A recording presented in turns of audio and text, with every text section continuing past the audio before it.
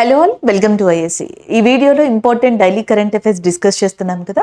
ఈ రోజు కూడా ఇంపార్టెంట్ కరెంట్ అఫైర్స్, దానికి రిలేటెడ్ ఉన్న ఇన్ఫర్మేషన్, ఇంకేమైనా నోట్స్ ఉంటే సో అది కూడా చూద్దాం. First current affair, Indulekha painting అనేది న్యూస్ లో ఉంది. సో న్యూస్ లో ఉన్నది మనకి ఇందులేఖ పెయింటింగ్. ఈ కరెంట్ అఫైర్ ని national oriented, state related and as well as art and culture పరంగా కూడా చూడొచ్చు. ఇందులేఖ పెయింటింగ్ అనేది రాజా రవివర్మ గారు గీసిన చిత్రం. రాజా రవివర్మ చేత పోర్ట్రేట్ చేయబడింది ఈ పెయింటింగ్ ఇందులేఖ. సో దీన్ని రీసెంట్ గా మనకి కేరళలోని ఏదైతే కిలిమనూరు ప్యాలెస్ అనేది ఉందో, కిలిమనూరు ప్యాలెస్ అనే దాంట్లో కేరళలో దీన్ని ఎగ్జిబిట్ చేశారు అండ్ దీన్ని సెల్లింగ్ కి స్టార్ట్ చేశారనమాట. అండ్ ఒరిజినల్గా చూసుకుంటే 1980s ఆ ప్రాంతంలో మలయాళం ఏదైతే మనకి చందు మీనన్ గారి యొక్క నోవెల్ ఉందో, సో ఆ నావెల్కి సంబంధించిన బుక్లో క్యారెక్టర్ అనమాట. సో ఈ ఇందులేఖ అనే ఆమె, ఆ ఇందులేఖ క్యారెక్టర్ని తీసుకుని రాజా రవివర్మ గారు ఒక పెయింటింగ్ ఇచ్చారు. సో రాజా రవివర్మ గారు basically very famous painter in ఇండియాగా చెప్పొచ్చు. ఆయన పెయింటింగ్స్లో శకుంతల అనే ఒక పెయింటింగ్, మహాభారత్లో మనకి భీముడి యొక్క కూతురు దయామంతి ఆమె పెయింటింగ్, సో రాధ మనకి కృష్ణ రాధ అంటాం కదా, రాధకి సంబంధించి మూన్ లైట్లో గీసిన పెయింటింగ్, ఇవి ఇండియాలోని అండ్ ప్రపంచంలో కూడా వన్ ఆఫ్ ద ఫేమస్ పెయింటింగ్స్గా చెప్పొచ్చు, ఎస్పెషల్లీ ఇండియాలో. అలాంటి రాజా రవివర్మ గారి యొక్క చిత్రం మనకి ఇందులేఖ రీసెంట్గా కేరళలోని కిలిమనూరు ప్యాలెస్లో మనకి ఎగ్జిబిట్ చేయబడింది. సో దానికి సంబంధించిన కరెంట్ అఫైర్ ఇది. ఇదే కేరళకి సంబంధించి నిన్న ఒక కరెంట్ అఫైర్ డిస్కస్ చేసాం, గుర్తుందా? సో 46th అంటార్కిటిక్ కాన్ఫరెన్స్ అనేది ఏదైతే ఉందో, సో 46th అంటార్కిటిక్ కాన్ఫరెన్స్కి సంబంధించి సో మనకి meeting ministry of earth sciences, అలాగే నెక్స్ట్ మనకి మిగతా national polar and ocean research institute, ఇవన్నీ కలిసి మేలో కండక్ట్ చేయబోతున్నాయి కేరళ దగ్గర అని డిస్కస్ చేసాం. అలాగే దక్షిణ గంగోత్రి, మైత్రి, భారతి అనేవి ఇండియా యొక్క అంటార్కిటిక్ స్టేషన్స్ మనకి అని కూడా డిస్కస్ చేయడం జరిగింది. హిమాద్రి అనేదేమో ఆర్కిటిక్ స్టేషన్ అని నిన్న డిస్కస్ చేసాం. అలాంటి కేరళకి సంబంధించి చీఫ్ మినిస్టర్గా విజయన్ గారు అండ్ గవర్నర్గా మొహమ్మద్ అరీఫ్ ఖాన్ గారు ఉన్నారు. సో అదే కేరళలో ఇప్పుడు మనకి కిలిమనూరు అనే ప్యాలెస్లో చందు మీనన్ గారి నోవెల్ని బేస్ చేసుకున్న ఇందులేఖ క్యారెక్టర్ మీద ఒక పెయింటింగ్ని రాజా రవివర్మ గారు పెయింట్ చేయడం జరిగింది. సో దాన్ని అక్కడ ఎగ్జిబిట్ చేశారు అండ్ పర్చేస్ సెల్లింగ్ కోసం కూడా స్టార్ట్ చేయడం జరిగింది. So this is all about this current affair. అంటే ఈ పెయింటింగ్ న్యూస్లో ఉంది కదా, ఇది ఏ పర్సన్కి సంబంధించింది, దీన్ని కొంచెం హిస్టారికల్ బ్యాక్గ్రౌండ్, ఏ ప్యాలెస్లో ఎగ్జిబిట్ చేశారు, లేదా ఈ క్రింది వాణిలో రాజా రవివర్మ గారికి సంబంధించిన లేదా సంబంధించిన which of the following is correct regarding to that Raja Ravi Varma paintings are not, ఇలాంటి క్వశ్చన్స్ అడిగే ఛాన్సెస్ ఉంటాయి. So this is all about this current affair. అయితే ఈ కరెంట్ అఫైర్లో మనకి మెయిన్గా ఉన్నది కేరళ కదా.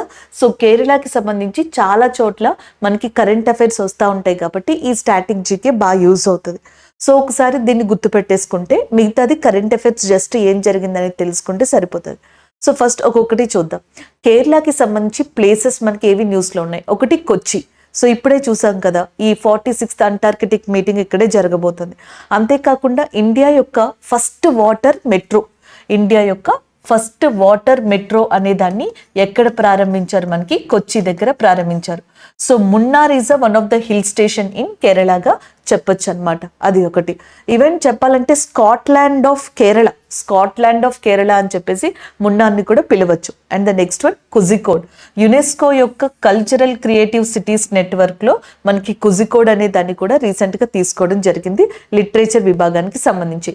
సో కేరళలోని తిరువనంతపురం ఇండియాలోనే ఫస్ట్ AI స్కూల్ ఏదైతే ఉందో, సో దాన్ని మనకి అక్కడ స్టార్ట్ చేయడం జరిగింది. And coming to the dance, కేరళకి సంబంధించి both classical, semi classical, folk dances అనేవి చూడొచ్చు అనమాట. కేరళలో క్లాసికల్ డాన్సెస్ అంటే సాంప్రదాయ నృత్యాలు వచ్చేటప్పటికి మనకి మోహిని అట్టం అనేదాన్ని చెప్పొచ్చు అనమాట.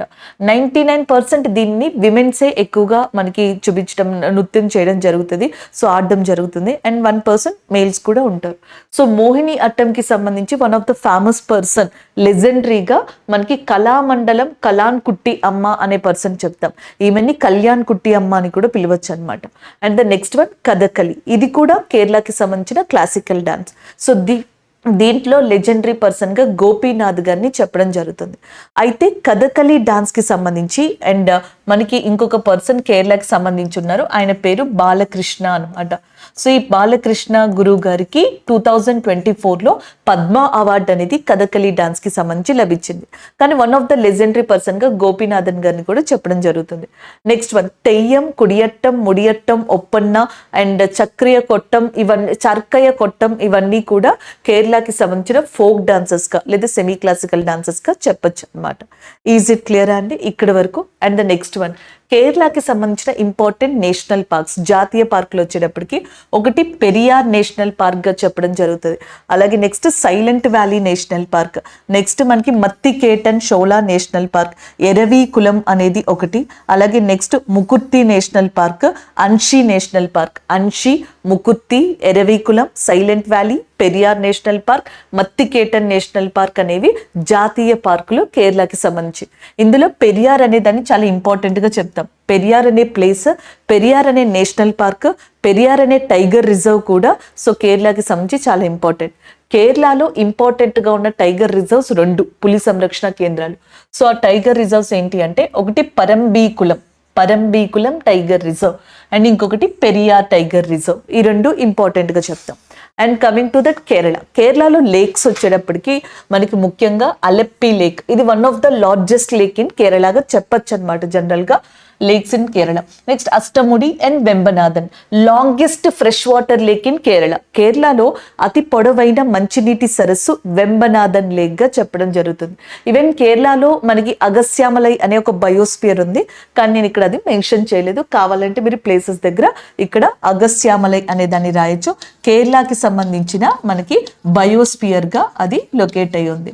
So this is all about this Kerala. ఇదే కేరళకి సంబంధించి మనకి ఏదైతే కిలిమనూరు ప్యాలెస్ అనేది ఉందో అక్కడ మనకి ఇందులేఖ పెయింటింగ్ అనే దాన్ని ఎగ్జిబిట్ చేశారు. అది ఎవరు పెయింట్ చేశారు? ద గ్రేట్ ఆర్టిస్ట్ అయిన ఇండియాలో రాజా రవివర్మ గారు దాన్ని పెయింట్ చేయడం జరిగింది అనమాట. So this is all about this current affair. Next one చూద్దాం.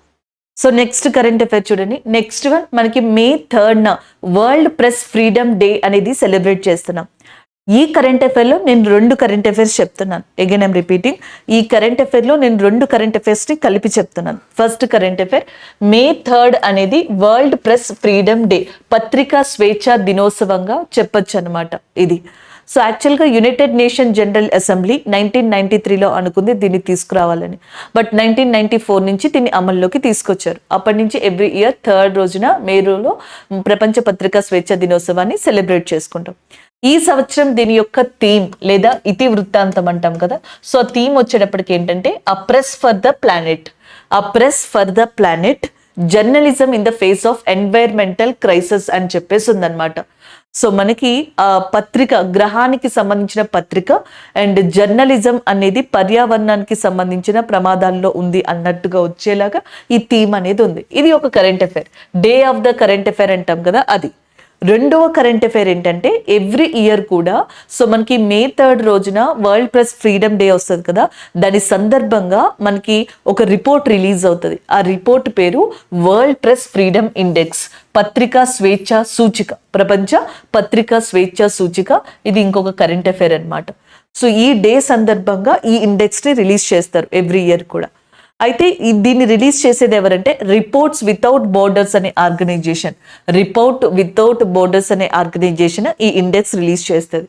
సో ఇలా ఇది రిలీజ్ చేయడం ఎన్నోసారి అంటే 22nd ఎడిషన్ రీసెంట్గా రిలీజ్ చేసింది. టోటల్గా 180 కంట్రీస్కి సంబంధించి ఇది ఈ ఇండెక్స్ని రిలీజ్ చేసింది. ఇండియా యొక్క ర్యాంక్ 159గా ఉంది. 2023లో ఇండియా యొక్క ర్యాంక్ 161లో ఉంది. ఆ టైంలో నార్వే అనేది టాప్లో ఉందన్నమాట 2023లో. 2024లో కూడా వరల్డ్ ప్రెస్ ఫ్రీడమ్ ఇండెక్స్లో టాప్ నార్వేనే ఉంది, కానీ ఇండియా యొక్క ర్యాంక్ చూడండి 159. 2023లో ఇండియా యొక్క ర్యాంక్ వచ్చేటప్పటికేమో 161. టాప్లో నార్వే ఉంది. 2024లోనేమో టాప్లో నార్వే ఉంది, బట్ ఇండియా యొక్క ర్యాంక్ 159గా రావడం జరిగింది అనమాట. సో అది ఇక్కడ మనకి మెయిన్ విషయంగా చెప్తున్నారు. సో ఇండెక్స్లో బెటర్ ర్యాంకింగ్స్లో నార్వే ఉంది, డెన్మార్క్ ఉంది, స్వీడన్ అనేది ఉండడం జరిగింది. సో ఫస్ట్ ఇండెక్స్ ఎప్పుడు రిలీజ్ అయిందంటే 2002లో, ఇప్పుడు 22nd ఎడిషన్గా దీన్ని చెప్పొచ్చు అనమాట. పాకిస్తాన్ 152nd ర్యాంక్లో ఉంది అండ్ శ్రీలంక 150th ర్యాంక్లో ఉందని చెప్పొచ్చు. అలాగే నెక్స్ట్ వన్ ఇంకొన్ని ఇంపార్టెంట్ విషయాలు ఇక్కడ చూడండి. డెమోక్రటిక్ రిపబ్లిక్ ఆఫ్ కాంగో, ఇక్కడ కొంచెం అన్సర్టినిటీ ఉందన్నమాట. ఇక్కడ చాలా ప్రాబ్లమ్స్ అనేవి జనరల్గా జరుగుతున్నాయి. అలాంటి డెమోక్రటిక్ రిపబ్లిక్ ఆఫ్ కాంగోలో దానికి సంబంధించిన ర్యాంక్ ఎంత అంటే 123rd ర్యాంక్గా ఉంది. సో మొత్తం మనకి ఆఫ్రికాలో అల్జీరియా అనే కంట్రీ తర్వాత అతిపెద్ద లార్జెస్ట్ కంట్రీ ఏరియా పరంగా డెమోక్రటిక్ రిపబ్లిక్ ఆఫ్ కాంగోనే. దీని యొక్క క్యాపిటల్ వచ్చేటప్పటికి కిన్షాసాగా చెప్పడం జరుగుతుంది. అలాంటి డెమోక్రటిక్ రిపబ్లిక్ ఆఫ్ కాంగో యొక్క మనకి rank 123rd. Next one, so Israel Palestine problems ఉన్నాయి కదా. ఇజ్రాయెల్ యొక్క ర్యాంక్ చూడండి, అవుట్ ఆఫ్ 180లో ఇజ్రాయెల్ యొక్క ర్యాంక్ 157th కింద ఉండడం జరిగింది. చైనా వచ్చేటప్పటికి 172లో ఉంది. ఇక్కడ మనకి వియత్నాం కంట్రీ ఉంటుంది కదా, సో ఇక్కడ వియత్నాం కంట్రీకి సంబంధించి వియత్నాం కంట్రీ 175లో ఉంది. అలాగే చైనా 172లో ఉంది, రష్యా 162లో ఉంది. సో ఇలాగ సిరియా లాంటి కంట్రీలు, ఎరిత్రియా లాంటి కంట్రీలు లాస్ట్లో ఉన్నాయి. ఇది వరల్డ్ ప్రెస్ ఫ్రీడమ్ ఇండెక్స్కి సంబంధించిన ఇంపార్టెంట్ న్యూస్గా చెప్పొచ్చు. సో ఇది 2 current affairs, press freedom day and index కూడా నేను ఇక్కడ చెప్పడం జరిగింది. నెక్స్ట్ వన్ చూద్దాం. సో ఇంకొక కరెంట్ అఫైర్ చూడండి, జస్ట్ మనకు ఒక అప్డేట్ లాంటిది. United nation permanent representative of India, ఐక్యరాజ్య సమితి దగ్గర భారతదేశ శాశ్వత ప్రతినిధి, ఐక్యరాజ్య సమితిలో భారతదేశ శాశ్వత ప్రతినిధి, ఆమె పేరు రుచిరా కాంబోజ్. రీసెంట్గా ఐక్యరాజ్య సమితిలో ఇజ్రాయెల్ పాలస్తీనాకి సంబంధించి ఇండియా స్టాండ్ ఏంటి అనే దాని మీద ఒక చిన్న అంశం మీద ఆమె ఒక స్టేట్మెంట్ని ఇవ్వడం జరిగిందనమాట. ఇజ్రాయెల్ అండ్ పాలస్తీనా ఒక సొల్యూషన్కి, పీస్ సొల్యూషన్కి గనక రావడం జరిగితే, అంటే పాలస్తీనాలో ఉన్న ప్రజలు ఎవరైతే ఉన్నారో వాళ్ళు శాంతియుతంగా స్వేచ్ఛగా వాళ్ళ జీవితాలు బోర్డర్ ఏరియాస్ చుట్టుపక్కల కావచ్చు, వాళ్ళ ఏరియాలో కావచ్చు జీవించేలాగా ఉండాలి. అండ్ ఇంకొకటి, ఇజ్రాయెల్ యొక్క సెక్యూరిటీ ఫోర్సెస్ ఏవైతే ఉంటాయో, సెక్యూరిటీ రూల్స్ ఏవైతే ఉంటాయో అవి కూడా సాటిస్ఫై అవ్వాలి, ఇరు వర్గాలు కూడా. సో 2 కైండ్ ఆఫ్ కంట్రీస్ కూడా వాళ్ళ యొక్క ఏవైతే ఈ మెయిన్ థింగ్స్ ఉన్నాయో అవి సాటిస్ఫై అయ్యేలాగా గనక మనకి ఏదైనా ఒప్పందాలు లేకపోతే కన్క్లూషన్స్ ఉంటే వాటికి ఇండియా ఖచ్చితంగా సపోర్ట్ తీసుకుంటుంది అండ్ సపోర్ట్ ఇస్తుంది. ఇండియా వాటి వైపు ఉంటుంది అన్నట్టుగా ఆల్రెడీ గతంలో చెప్పాము, ఇప్పుడు కూడా చెప్తాము అన్నట్టు మనకి రుచిరా కాంబోజ్ గారు ఒక స్టేట్మెంట్ని పాస్ చేయడం జరిగింది. దేనికి సంబంధించి? ఇజ్రాయెల్ అండ్ పాలస్తీనాకి సంబంధించి. సో మనకి united nation and other international organisations which are located in Geneva, united నేషన్కి సంబంధించిన అనుబంధ సంస్థలు అండ్ యునైటెడ్ నేషన్కి సంబంధించిన ఆఫీసెస్ కావచ్చు, ఇతర ఆర్గనైజేషన్స్ ఏవైతే జెనీవాలో ఉన్నాయో వాటికి ఇండియన్ రిప్రజెంటేటివ్, పర్మనెంట్ రిప్రజెంటేటివ్గా అరిందమ్ బాగ్చి గారు ఉండడం జరిగింది. న్యూయార్క్లో ఉన్న యునైటెడ్ నేషన్కి ఇండియా యొక్క పర్మనెంట్ రిప్రజెంటేటివ్గా మనకి ఎవరున్నారంటే రుచిరా కాంబోజ్ గారు. సో ఈ 2 విషయాల్లో స్టూడెంట్స్ ఎక్కువ కన్ఫ్యూజ్ అవుతూ ఉంటారు, ఇవి కొంచెం చూసుకోవాలండి. ఈజ్ ఇట్ క్లియరా? అయితే యునైటెడ్ నేషన్కి సంబంధించి కొంత ఇన్ఫర్మేషన్ చూద్దాం. సో దానికన్నా ముందర ఏంటి అంటే మీకు ఆల్రెడీ తెలుసు కదా, సో ఇజ్రాయెల్ ఏదైతే ఉందో మనకి రీసెంట్గా ఈ గాజాలోని హమాస్ దగ్గర నుంచి సడన్గా అటాక్ని ఎదుర్కొంది. ఇజ్రాయెల్కి ఐరన్ డోమ్ అనే ఒక ప్రొటెక్షన్ ఉంది, ఉన్నా సరే అండ్ ఇది ఫెయిల్ అయింది. ఇజ్రాయెల్ యొక్క స్పై ఇంటెలిజెన్సీ సంస్థలు కూడా ఫెయిల్ అయినాయి, దాని తర్వాత ఈ అటాక్ జరిగింది. సో అప్పుడు ఇజ్రాయెల్ హమాస్ని కంట్రోల్ చేయడానికి గాజా మీదకి మనకి ఒక ఆపరేషన్ని లాంచ్ చేసింది, ఆపరేషన్ ఐరన్ స్వార్డ్. సో దీంట్లో చాలా మంది చనిపోవడం కావచ్చు, సఫర్ అవ్వడం జరిగింది. సో అలాగే ఒక ప్రముఖ ఇంటర్నేషనల్ న్యూస్ ఛానల్ ఏదైతే ఉంటుందో, సో ఆ న్యూస్ ఛానల్కి సంబంధించిన ఫౌండర్ కొడుకు ఎవరైతే ఉంటారో ఆయన కూడా చనిపోయారనమాట ఈ స్ట్రైక్స్లో. ఇలాంటివి చాలా జరిగాయి. అండ్ ఈ గొడవల్లోనే ఒక ఫోటోగ్రాఫర్, పాలస్తీనా ఫోటోగ్రాఫర్ మనకి మొహమ్మద్ సలీం గారు ఒక పిక్ తీశారు ఇమేజ్, దానికి world press photo of the year 2024 అనేది వచ్చింది మొహమ్మద్ సలీంకి. సో ఇవన్నీ కూడా జరిగాయి. సో దానికి సంబంధించి ఇండియా మాట్లాడడం జరిగింది రీసెంట్గా. ఈజ్ ఇట్ క్లియర్ అని? ఇప్పుడు చూడండి, యునైటెడ్ నేషన్స్ నుంచి మనకి ఎక్కువగా అడిగే క్వశ్చన్స్లో ఏంటంటే ఐక్యరాజ్య సమితి నుంచి ఎలాంటి క్వశ్చన్స్ అడుగుతారు అంటే మనకి, సో సాధారణంగా ఇది కొంచెం తప్పు పడింది, ఐక్యరాజ్య సమితి సరి చేసుకోండి. ఐక్యరాజ్య సమితిలో మనకి ఫస్ట్ అడిగేది ఏంటంటే ఆర్గాన్స్. ఐక్యరాజ్య సమితికి ఎలాంటి అంగాలు ఉంటాయి? సో ఐక్యరాజ్య సమితికి 6 ఆర్గాన్స్ ఉంటాయి. అందులో ట్రస్ట్షిప్ కౌన్సిల్ అనేది ప్రజెంట్ వర్కింగ్లో లేదనమాట. యునైటెడ్ నేషన్ సెక్రటేరియట్ అని చెప్పేసి ఉంటుంది, కార్యవర్గం. అలాగే international court of justice. So international court of justice వచ్చేటప్పటికి మనకి ఎక్కడ లొకేట్ అయి ఉంటుందంటే ది హెగ్ అని చెప్పేసి ఉంది కదా. సో ది హెగ్ అనే ప్రదేశంలో ఇంటర్నేషనల్ కోర్ట్ ఆఫ్ జస్టిస్ అనేది లొకేట్ అయి ఉంటుంది. ఇంటర్నేషనల్ కోర్ట్ ఆఫ్ జస్టిస్, అంతర్జాతీయ న్యాయస్థానం మనకి ది హెగ్ అనే ప్రదేశంలో లొకేట్ అయి ఉంది. Is it clear? And the next one, United nations security council, ఐక్యరాజ్య సమితి భద్రతా మండలి. సో దీంట్లో 15 మెంబర్స్ ఉంటారు. ఈ 15లో 5 ఏమో మనకి పర్మనెంట్ మెంబర్స్, 10 ఏమో నాన్ పర్మనెంట్ మెంబర్స్ ఉంటారు. 5 శాశ్వత సభ్యులు, 10 మంది అశాశ్వత సభ్యులు ఉంటారు. ఈ 5 పర్మనెంట్ మెంబర్స్ ఎవరంటే US, UK, China, France, Russia. So ఈ కంట్రీస్ అన్ని కూడా పర్మనెంట్ మెంబర్స్ గా ఉంటారు. నాన్ పర్మనెంట్ మెంబర్స్ గా ఎవరుంటారు? Algeria, Ecuador and Guyana, Japan, Malta, Mozambique, south Korea లేదా republic of Korea, Slovenia, Switzerland and next Leone అనే కంట్రీలు ఏవైతే ఉన్నాయో, సో ఈ కంట్రీలన్నీ కూడా దీంట్లో మనకి నాన్ పర్మనెంట్ మెంబర్స్ 2 years కి టెన్యూర్ కి గాను ఉంటాయి. సో ఇందులో 5 పర్మనెంట్ మెంబర్స్ ఉంటాయి. Total 15 members United nation security council లో మెంబర్స్ గా ఉంటారు. And we have economic and social council అని చెప్పేసి ఇంకొక ఆర్గాన్, ఇంకొక అంగం ఉంటుంది. యునైటెడ్ నేషన్ జనరల్ అసెంబ్లీ అనేది ఉంటుంది. సో ఇది యునైటెడ్ నేషన్ కి సంబంధించిన, ఐక్యరాజ్య సమితికి సంబంధించిన ఆర్గాన్స్ అని చెప్పేసి అంటాం, లేదా మీరు అంగాలు అని చెప్పేసి కూడా గుర్తుపెట్టుకోవచ్చు అనమాట. ఇది ఒక సైడ్. అలాగే ఇంకొక సైడ్ వచ్చేటప్పటికి యునైటెడ్ నేషన్ కి సంబంధించిన అఫీషియల్ లాంగ్వేజెస్. ఇప్పుడు మన ఇండియాకి 22 అఫీషియల్ లాంగ్వేజెస్ ఎలా అయితే ఉంటాయో, సో అలాగే మనకి ఈ ఐక్యరాజ్య సమితికి కూడా 6 అఫీషియల్ లాంగ్వేజెస్ ఉంటాయి. Like we have English, Chinese, Arabic, Russia, Spanish, French. So ఈ 6ని కూడా మనకి అఫీషియల్ లాంగ్వేజెస్ గా చెప్పడం జరుగుతుంది. అండ్ ద నెక్స్ట్ వన్ కనుక చూసుకున్నట్టయితే United nation second world war అయిపోయిన తర్వాత ఎస్టాబ్లిష్ అయింది. 2వ ప్రపంచ యుద్ధం ముగిసిన తర్వాత మనకి ఐక్యరాజ్య సమితి అనేది ఏర్పడింది. సో ఇది October 24th ఏర్పడింది కాబట్టి యునైటెడ్ నేషన్ డే, ఐక్యరాజ్య సమితి దినోత్సవం అనేది October 24th సెలబ్రేట్ చేసుకుంటాం. సో టోటల్ గా ఐక్యరాజ్య సమితిలో ఎంతమంది మెంబర్స్ ఉన్నారు? ఇప్పుడు 193 మెంబర్స్ ఉన్నారు. ఇప్పుడు ఇందులోనే పాలస్తీనా పర్మనెంట్ గా ఇక్కడ మనకి మెంబర్షిప్ తీసుకోవడానికని ట్రై చేస్తుంది. ఆ విషయానికి వచ్చేటప్పటికి మనం ఆల్రెడీ ఆ కరెంట్ అఫైర్ ని డిస్కస్ చేసాం. యునైటెడ్ నేషన్ కి సంబంధించి సెక్రటరీ జనరల్ గా, కార్యదర్శిగా ఆంటోనియో గ్యుటెరస్ అనే పర్సన్ ఉన్నారు. అండ్ డానిస్ ఫ్రాన్సిస్ అనే పర్సన్ యునైటెడ్ నేషన్ జనరల్ అసెంబ్లీకి సంబంధించి ప్రెసిడెంట్ గా ఉన్నారు. నవాబ్ సలాం, లెబనాన్ కి సంబంధించిన ఈ person international court of justice, అంతర్జాతీయ న్యాయస్థానం ఉంది చూసారా, సో దానికి సంబంధించి మనకి ప్రెసిడెంట్ గా ఉండడం జరిగింది, అధ్యక్షులుగా. So PTR points to be remember. So ఒకటి ఏంటంటే, ఇప్పుడు మనకి యునైటెడ్ నేషన్ జనరల్ అసెంబ్లీ ఉంది చూసారా, యునైటెడ్ నేషన్ జనరల్ అసెంబ్లీలో ఇప్పుడు ప్రెసిడెంట్ గా ఎవరు ఉన్నారు? డానిస్ ఫ్రాన్సిస్ కదా. ఒకప్పుడు ఇండియా తరపున ఒకే ఒక్క పర్సన్ యునైటెడ్ నేషన్ జనరల్ అసెంబ్లీలో ప్రెసిడెంట్ గా కూడా పనిచేశారు. ఆమె విజయలక్ష్మి పండిట్ అనమాట.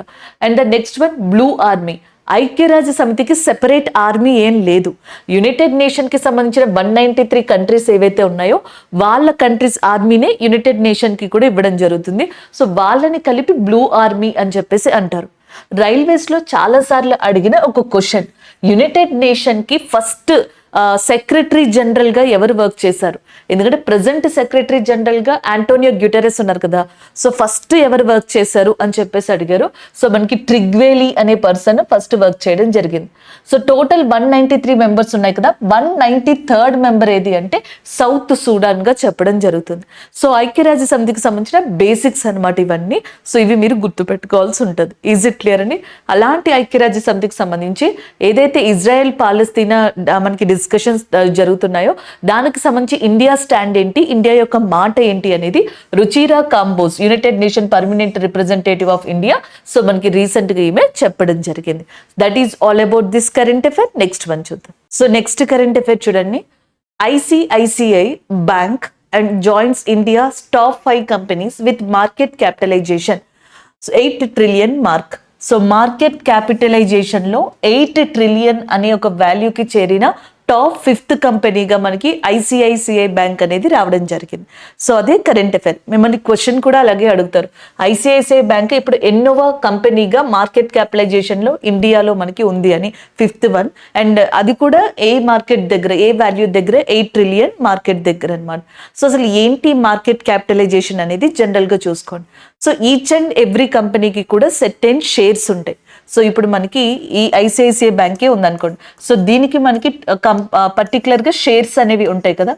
సో ఒక్కొక్క షేర్కి మనకి కొంత వాల్యూ అనేది జనరల్గా ఉంటుంది అనమాట. ఎంతో కొంత వాల్యూ ఉంది అనుకుందాం. ఇలా ఇప్పుడు టోటల్ షేర్స్ కున్న టోటల్ వాల్యూస్ ఏదైతే ఉంటుందో సో దాన్ని క్యాలిక్యులేట్ చేస్తే వచ్చేదే మార్కెట్ క్యాపిటలైజేషన్. మార్కెట్ క్యాపిటలైజేషన్ అంటే కరెంట్ మార్కెట్ దగ్గర ఒక్కొక్క షేర్కి సంబంధించిన ప్రైస్ ఉంటుంది కదా. సో ఆ ప్రైస్ రేట్ని తీసుకొని అండ్ ఆ కంపెనీకి సంబంధించిన టోటల్ షేర్స్ తోటి దాన్ని క్యాలిక్యులేట్ చేస్తే వచ్చే వర్త్ ఏదైతే ఉంటుందో దాన్ని మార్కెట్ క్యాపిటలైజేషన్ అంటాం. సో అలా ఇండియాలో మనకి రిలయన్స్ కావచ్చు, టాటా కన్సల్టెన్సీ సర్వీస్ టీసీఎస్ కావచ్చు, HDFC bank, SBI bank and ఇప్పుడు మనకి ఐసిఐసిఐ బ్యాంక్, ఇవన్నీ కూడా మనకి ఈ 8 ట్రిలియన్ని దాటేసి ఉన్నాయన్నమాట. ఇట్లాగా మార్కెట్ క్యాపిటలైజేషన్లో ఆల్రెడీ 4 ఉన్నాయి. ఇప్పుడు 5th వన్గా ఐసిఐసిఐ అనేది రావడం జరిగింది. ఐసిఐసిఐ యొక్క హెడ్ క్వార్టర్స్ ముంబైలో లొకేట్ అయి ఉంది. దీని ఎండి అండ్ సిఇఓగా సందీప్ బక్షి అనే పర్సన్ ఉన్నారు. అలాగే లాస్ట్ టైం మనం హిచాయి అనే దాని గురించి చెప్పుకున్నాం కదా. హిచాయి బ్యాంక్ వచ్చేటప్పటికి ఏంటంటే మనకి యూపీఐ ఏటీఎం అనే సిస్టమ్ ని తీసుకొచ్చింది హిచాయి బ్యాంకింగ్ సిస్టమే. అలాగే నెక్స్ట్ వచ్చేటప్పటికి ఏటీఎంస్ ని మనకి క్యాష్ రీసైక్లింగ్ మిషన్ సిఆర్ఎం గా కూడా చేంజ్ చేయబోయేది ఈ హిచాయి బ్యాంకింగ్ అని చెప్పొచ్చు. అది ఒకటి చెప్పుకున్నాం. పేటిఎంకి సంబంధించి పేటిఎం మనీ అనేది ఏదైతే ఉంటుందో దానికి సిఇఓగా రీసెంట్గా రాకేష్ సింగ్ అనే పర్సన్ అపాయింట్ అయ్యారు. ఇవన్నీ మనం బ్యాంకింగ్ రిలేటెడ్గా చెప్పుకోవడం జరిగింది. So this is all about this current affair. Next one చూద్దాం. So next one science and technology ఓరియంటేషన్లో మీరు చూడొచ్చు అనమాట. యాంటరస్ అని చెప్పేసి ఒక red super giant star. So red super giant star Antares. So దీనిని రీసెంట్గా మనకి బెంగళూరుకి సంబంధించిన ఇండియన్ ఇన్స్టిట్యూట్ ఆఫ్ ఆస్ట్రోఫిజిక్స్, భారతీయ భౌతిక ఖగోళ ఇన్స్టిట్యూట్ ఏదైతే ఉందో అది బెంగళూరుకి సంబంధించింది ఉంది. అది మనకి ఈ విశ్వంలో అంటే యూనివర్స్లో అదే స్పేస్లో రెడ్ జెయింట్ సూపర్ స్టార్ ఒక దాన్ని కనుగొంది. దానికి యాంటరియస్ అని చెప్పేసి ఐడెంటిఫై చేయడం జరిగింది. అండ్ సన్తో పోలిస్తే ఇది 10,000 టైమ్స్ బ్రైటర్గా కనిపిస్తుంది. సూర్యుడే చాలా ప్రకాశవంతంగా కనిపిస్తాడు కదా, సూర్యుడి కన్నా 10,000 టైమ్స్ ఇది చాలా బ్రైటర్గా కనిపిస్తుంది అని చెప్తున్నారు. ఇది భూమికి 600 లైట్ ఇయర్స్ డిస్టెన్స్లో ఉంది. 600 కాంతి సంవత్సరాల దూరంలో సూర్యుడి కంటే 10,000 రెట్ల ప్రకాశవంతంతో మనకి ఒక red super giant star Antares అనే దాన్ని రీసెంట్ గా ఎవరు కనుగొన్నారు? ఇండియన్ ఇన్స్టిట్యూట్ ఆఫ్ ఆస్ట్రోఫిజిక్స్ కనుక్కుంది. అది బెంగళూరులో లొకేట్ అయి ఉంది. ఇదే ఆ కరెంట్ అఫైర్ అనమాట. సో దీని యొక్క టెంపరేచర్ వచ్చేటప్పటికి 6,100 degrees ఫారెన్హీట్ లేదా 3,400 degrees సెల్సియస్ గా చెప్పొచ్చు అనమాట. సో మనకి స్టార్కి డిఫరెంట్ కైండ్ ఆఫ్ స్టేజెస్ ఉంటాయి. సో జనరల్గా స్టార్ ఆరిజినేట్ అవ్వక ముందర ఒక డస్ట్ క్లౌడ్ లాగా కనిపిస్తూ ఉంటుంది అనమాట. సో దీన్ని మనకి నెబ్యులా అని చెప్పేసి అంటాం. దాని తర్వాత స్టార్ మనకి జనరల్గా ఆకాశంలో కనిపించడం జరుగుతుంది, అపియరెన్స్ కనిపిస్తుంది, ప్రోటో స్టార్ అని కూడా అంటాం. సో దాని తర్వాత దాంట్లో ఉన్న హైడ్రోజన్, హీలియం ఇవన్నీ కూడా మనకి న్యూక్లియర్ ఫిజన్ లేదా ఫిజన్ రియాక్షన్స్ తోటి కనిపిస్తూ ఉంటాయి కదా. సో అట్లా మనకి దాంట్లో ఉన్న కంప్లీట్ గ్యాషియస్ స్టేట్ని అంతటిని యూజ్ చేసుకుని ఏదైతే స్టార్ మనకి ప్రకాశవంతంగా కనిపిస్తుందో దానిని మనకి ఏమని చెప్పేసి పిలుస్తారు అంటే ఈ రెడ్ జెయింట్ అని చెప్పేసి పిలవడం జరుగుతుంది. రెడ్ జెయింట్ గా పిలుస్తారనమాట. సో దాని తర్వాత సూపర్ నోవా, దాని తర్వాత మనకి బ్లాక్ హోల్ కింద మారడం అనేది మామూలుగా చూడొచ్చు. వైట్ డ్వార్ఫ్, బ్లాక్ హోల్ ఇలాంటి సిస్టమ్స్ ఉంటాయి. సో ఇలాంటి స్టార్ స్టేజెస్ లో ఒకటైన red super giant star stage లో ఉన్న ఒక బాడీని, యాంటరస్ అనే ఒక సెలిస్టియల్ బాడీని రీసెంట్ గా మనకి బెంగళూరుకి సంబంధించిన భారతీయ భౌతిక ఖగోళ ఇన్స్టిట్యూట్ కనుగొంది. So that is about this current affair. అయితే దీనికి రిలేటెడ్గా మనకి స్పేస్కి సంబంధించిన కొంత కరెంట్ అఫైర్ అనేది చూద్దాం. రీసెంట్గా ఉన్నది. సో కొంచెం రివిజన్ అవుతుంది అనమాట. ఈ పేర్లు ఊరికే గుర్తుండవు, మనకి 1-2 సార్లు ప్రాక్టీస్ చేస్తే కానీ రావు. స్పేస్కి సంబంధించి ఏంటంటే ఇంటర్నేషనల్ ఆస్ట్రానమికల్ యూనియన్ అనేది న్యూస్లో ఉంది. మళ్ళీ చెప్తున్నాను, ఇంటర్నేషనల్ ఆస్ట్రానమికల్ యూనియన్ IAU అనేది న్యూస్లో ఉంది. దానికి కారణం ఏంటి అంటే మనం చంద్రుడి యొక్క దక్షిణ ధ్రువం, మూన్ యొక్క సౌత్ పోల్ దగ్గర కదా చంద్రయాన్ 3 ల్యాండ్ అయింది. ఆ ప్లేస్కి మనం ఏమని పేరు పెట్టామంటే శివశక్తి అని చెప్పేసి పేరు పెట్టాం. సో ఆ శివశక్తి అని పేరు పెట్టిన దాన్ని ఇంటర్నేషనల్ ఆస్ట్రానమికల్ యూనియన్ ఏదైతే ఉందో, సో ఇంటర్నేషనల్ ఆస్ట్రానమికల్ యూనియన్ అనేది దీన్ని యాక్సెప్ట్ చేయడం జరిగిందనమాట, ఈ శివశక్తి అనే దాన్ని. సో నెక్స్ట్ కనుక చూసుకున్నట్టయితే ఒక ఆస్ట్రాయిడ్ ఉంది, దాని పేరు 2005 EX296. సో ఇది ఆస్ట్రాయిడ్ అన్నమాట, ఒక లఘు గ్రహం లాంటిదని చెప్పొచ్చు. ఈ ఆస్ట్రాయిడ్ కి రీసెంట్ గా ఈ IAU జయంత్ మూర్తి గారి పేరు పెట్టింది. జయంత్ మూర్తి గారు ఇండియన్ శాస్త్రవేత్త. సో ఈయన పేరుని పెట్టి ఆ ఆస్ట్రాయిడ్ ని ఎలా మార్చిందంటే 215884 జయంత్ మూర్తి ఆస్ట్రాయిడ్. సో ఫస్ట్ లో ఒక ఆస్ట్రాయిడ్ కనుగొన్నారు, ఇది దాని పేరు. అయితే రీసెంట్ గా మనకి IAU ఏం చేసిందంటే జయంత్ మూర్తి పేరుని, ఆయన యొక్క పేరుని దీనికి పెట్టి దాన్ని అలా చేంజ్ చేయడం జరిగింది. అది ఇంటర్నేషనల్ ఆస్ట్రానమికల్ యూనియన్ కి సంబంధించి. నెక్స్ట్ వన్ బ్లాక్ హోల్, కృష్ణ బిలం అంటాం. సాధారణంగా ఇది గుర్తుపెట్టుకోండి, బ్లాక్ హోల్ యొక్క మాస్ ద్రవ్యరాశి ఉంటది కదా, అది సూర్యుడి ద్రవ్యరాశి కన్నా ఎక్కువగా ఉంటుంది. అయితే రీసెంట్ గా మనకి యూరప్ కి సంబంధించిన గయా టెలిస్కోప్ అనే దాంతో యూరోపియన్ కి సంబంధించిన యూరోపియన్ స్పేస్ ఏజెన్సీ ఉంటది కదా, వాళ్ళ యొక్క గయా టెలిస్కోప్ తోటి BH3 లేదా గయా BH3 అనే ఒక బ్లాక్ హోల్ కృష్ణ బిలాన్ని ఐడెంటిఫై చేశారు. ఇది సూర్యుడి యొక్క ద్రవ్యరాశి కన్నా 33 టైమ్స్ ఎక్కువగా ఉంది. అండ్ సన్ మాస్ తో కంపేర్ చేసుకుంటే 33 టైమ్స్ దీని మాస్ అనేది ఎక్కువగా కనిపిస్తుంది అనమాట. And the next one Gaia telescope ఎవరికి సంబంధించింది? యూరోపియన్ స్పేస్ ఏజెన్సీ కదా. Hubble telescope, James Webb telescope అనేవి నాసాకి సంబంధించినవిగా గుర్తుపెట్టుకోవచ్చు. And coming to that space, ఇంకొకటి మనకి ఇక్కడ Kodaikanal solar observatory. Kodaikanal solar observatory తమిళనాడులో ఉంది. రీసెంట్ గా అది 125 ఇయర్స్ ని కంప్లీట్ చేసుకోవడం జరిగింది. అది ఒక కరెంట్ అఫైర్ వచ్చింది. And next one Aryabhatta Research Institute of Observational Sciences. ఇది ఉత్తరాఖండ్ లో ఉంది, దేవస్థల్ అనే ప్రదేశం దగ్గర. ఇక్కడే ఇండియా యొక్క టెలిస్కోప్ కూడా ఉంది. దాని దేవస్థల్ టెలిస్కోప్ లేదా ఆర్యభట్ట టెలిస్కోప్ అని కూడా జనరల్ గా పిలవచ్చు అనమాట. ఎరైస్ టెలిస్కోప్ అని చెప్పేసి పిలవచ్చు. That is also located in Uttarakhand area. And the next one August 23 ఇండియాలో నేషనల్ స్పేస్ డేగా సెలబ్రేట్ చేసుకుంటాం. జాతీయ అంతరిక్ష దినోత్సవంగా మనం ఏ రోజున సెలబ్రేట్ చేసుకుంటామంటే ఆగస్ట్ 23. సో ఇది స్పేస్ కి రిలేటెడ్ గా ఇక్కడ కనిపించింది కాబట్టి నేను కొంచెం దీన్ని యాడ్ చేసి మీకు ఇక్కడ నోట్స్ ఇవ్వడం జరిగింది. ఈజ్ ఇట్ క్లియర్ అండి? సో ఇది దీనికి సంబంధించింది. నెక్స్ట్ వన్ చూద్దాం. సో నెక్స్ట్ వన్ డేకి సంబంధించిందిగా చెప్పొచ్చు, world tuna day. So tuna అనేది వన్ ఆఫ్ ద ఫిష్ గా చెప్తాం, ఈవెన్ కాస్ట్లీయెస్ట్ ఫిష్ ఇన్ ఇండియాగా కూడా చెప్తాం. సో దానికి సంబంధించిన డే May 2 తీసుకొచ్చారు. దీన్ని యునైటెడ్ నేషన్ జనరల్ అసెంబ్లీ 2016లో ప్రపోజ్ చేసింది, 2017లో తీసుకొచ్చింది. 2016లో ట్యూనా డే అనేది సెలబ్రేట్ చేయాలని ఐక్యరాజ్య సమితి జనరల్ అసెంబ్లీ అనుకుంది. 2017 నుంచి తీసుకొచ్చింది. సో దీని యొక్క ముఖ్య ఉద్దేశం ఏంటంటే ఓవర్ ఫిషింగ్, అంటే ఎక్కువగా దీన్ని మనం తెచ్చుకోకుండా ఎక్స్ప్లోయిట్ చేయకుండా ఉండడం. అలాగే నెక్స్ట్ దీన్ని ఎలాగ భద్రపరచాలి, ఎలా దీన్ని కాపాడుకోవాలనే దాని మీద ఇంపార్టెన్స్ తోటి ఈ డే అనేది రావడం జరిగింది. స్పెసిఫిక్ థీమ్ నాకేమీ కనిపించలేదండి. సో ఒకసారి థీమ్ ఉంటే మాత్రం నేను అప్డేట్ చేసి మీకు చెప్తాను.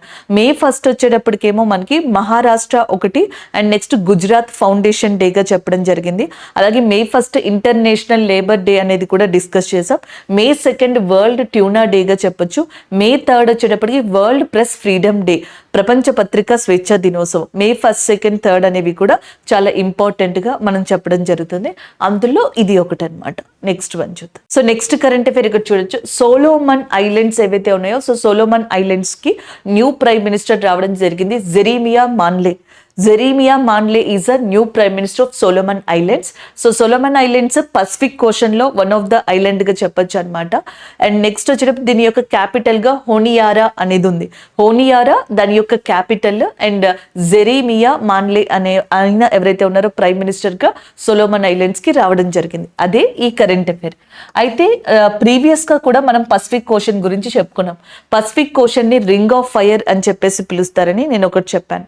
అండ్ పసిఫిక్ ఓషన్ కి సంబంధించిన గ్యాలాపెగోస్ ఐలాండ్స్ ఏవైతే ఉన్నాయో, ఈ గ్యాలాపెగోస్ ఐలాండ్స్ దగ్గర ఒక వాల్కెనో ఉంది, అగ్ని పర్వతం, లా కుంబర్ అని చెప్పేసి. నేను ఆల్రెడీ మీకు అది చెప్పాను కూడా. ఆ లా కుంబర్ వాల్కెనో పేలడం వల్ల, విస్ఫోటనం చెందడం మనకి అవ్వడం వల్ల, సో దాని వల్ల ఏం జరుగుతుంది అంటే అక్కడున్న యానిమల్ స్పీషియస్ ఏవైతే ఉన్నాయో, ఇగ్వాన్స్ అని చెప్పేసి, ఆ ఇగ్వాన్స్ దెబ్బతింటున్నాయి. ఏ స్పీషియస్ దెబ్బతింటున్నాయి? ఇగ్వాన్స్. ఎక్కడ? మనకి గ్యాలోపెగోస్ ఐలాండ్స్. ఇవి ఎక్కడ ఉన్నాయి? పసిఫిక్ ఓషన్ ని ఆనుకునే ఉన్నాయి. అదే పసిఫిక్ ఓషన్ ని ఆనుకుని ఉన్న సోలోమన్ ఐలాండ్స్ ఏవైతే ఉన్నాయో దాని క్యాపిటల్ హోనియారా. సో దానికి న్యూ ప్రైమ్ మినిస్టర్ గా ఎవరు వచ్చారు? మనకి జెరేమియా మాన్లే. ఆల్రెడీ మనకి పాకిస్తాన్ కి సంబంధించి కూడా చెప్పుకున్నాం. పాకిస్తాన్ ప్రైమ్ మినిస్టర్ మనకి షెహబాజ్ షరీఫ్ గారు రావడం జరిగింది, అండ్ డిప్యూటీ ప్రైమ్ మినిస్టర్ గా ఇషక్ దార్ రావడం జరిగింది. అలాగే పాకిస్తాన్ లోని పంజాబ్ ప్రావిన్స్ కి ఫస్ట్ ఫీమేల్ చీఫ్ మినిస్టర్ ఎవరావిడ? మరియం నవాజ్ గారు రావడం జరిగిందని డిస్కస్ చేసాం. సో ఆ కరెంట్ అఫైర్ లాగానే ఇది కూడా అంతే. మనకి ఏదైతే సోలోమన్ ఐలాండ్స్ ఉన్నాయో దానికి సంబంధించిన ప్రైమ్ మినిస్టర్ గా చెప్పొచ్చు. అయితే ఈ ప్రైమ్ మినిస్టర్స్, ప్రెసిడెంట్స్ మనకి చాలా ఇంపార్టెంట్. ఇప్పుడు వస్తున్న ఎగ్జామ్స్ లో ఏబిసిడి అని చెప్పించి కంట్రీస్ ఇచ్చి, ఇటువైపు ఏమో ప్రెసిడెంట్స్ లో ప్రైమ్ మినిస్టర్స్ లో ఇచ్చి న్యూగా అపాయింట్ అయ్యారు వీళ్ళు, లేకపోతే అపాయింట్మెంట్ లో ఉన్నారు, మిస్ మ్యాచ్ చేసి అడగడం, మ్యాచ్ చేయమని అడగడం, ఏది కరెక్ట్ గా ఉంది ఏది రాంగ్ గా ఉంది అని అడుగుతున్నారు కదా. సో దీనికి సంబంధించి ఒకసారి ఇక్కడ ఇన్ఫర్మేషన్ చూద్దాం. సో ఇది జస్ట్ మీకు చూపించడానికి అంతే. సో లాస్ట్ టైం చెప్పుకున్నప్పుడు ఇక్కడ పసిఫిక్ ఓషన్ దగ్గర గ్యాలోపెగో ఐలాండ్స్ అనేవి ఇక్కడ చెప్పుకున్నాం, లా కుకుంబర్ ఇవన్నీ ఇక్కడ చెప్పుకున్నాం. అండ్ ఇటు సైడ్ ఉన్న పసిఫిక్ ఓషన్ ఆస్ట్రేలియా దగ్గర, ఇది ఆస్ట్రేలియా. సో ఇక్కడ మనకి గ్రేట్ బ్యారియర్ రిఫ్ అనేది ఉంటుంది. నేను చెప్పాను కదా, గ్రేట్ బ్యారియర్ రిఫ్ అనేది ఇక్కడ లొకేట్ అయి ఉంటుంది. ఇవి సోలోమన్ ఐలాండ్స్ అనమాట. ఈ సోలోమన్ ఐలాండ్స్ దగ్గర న్యూ ప్రైమ్ మినిస్టర్ గా మనకి ఆయన జామియర్ గారు రావడం జరిగింది. సో దానికి సంబంధించిన కరెంట్ అఫైర్ గా చెప్పచ్చు. ఈజ్ ఇట్ క్లియరా? సో అయితే ఒకసారి పర్సన్స్ ఇన్ న్యూస్ చూడండి. ఇది మనకి కొంతవరకు యూజ్ అయ్యే ఛాన్స్ ఉంది. అంటే ఫ్రీక్వెంట్ గా వీళ్ళు ఎక్కువగా మనకి న్యూస్ లో కనిపిస్తారు కాబట్టి ఒక చోటు ఉంటే బెటర్ అన్నమాట. సో ఏషియా అంటే సౌత్ ఈస్ట్ ఏషియా, దక్షిణ ఏషియా, ఆగ్నేయ ఆసియా దేశీయ, ఇలా మొత్తం అన్ని పార్ట్స్ కలిపి ఇక్కడ చూసుకుందాం. జపాన్ కి సంబంధించి ప్రైమ్ మినిస్టర్ గా ఎవరున్నారు? ఫ్యూమియో కిషిదా జపాన్ కి సంబంధించిన ప్రైమ్ మినిస్టర్. జపాన్ క్వాడ్ లో వన్ ఆఫ్ ద మెంబర్ గా ఉంది. ధర్మ గార్డియన్ అనే దాంట్లో మనకి ఇండియా జపాన్ కి సంబంధించి ఎక్సర్సైజ్ ఉంది. జపాన్ సహకారంతోనే ఇండియాలో చాలా ప్రాజెక్ట్స్ ని మనం చేస్తున్నాం. రీసెంట్ గా 2024 జాన్ 1 ఆ టైంలో జపాన్ లో ఎర్త్ క్వేక్ అనేది రావడం జరిగింది. వీటన్నిటి వల్ల మోర్ ప్రాబబ్లీ G7 లో వన్ ఆఫ్ ద మెంబర్ కదా.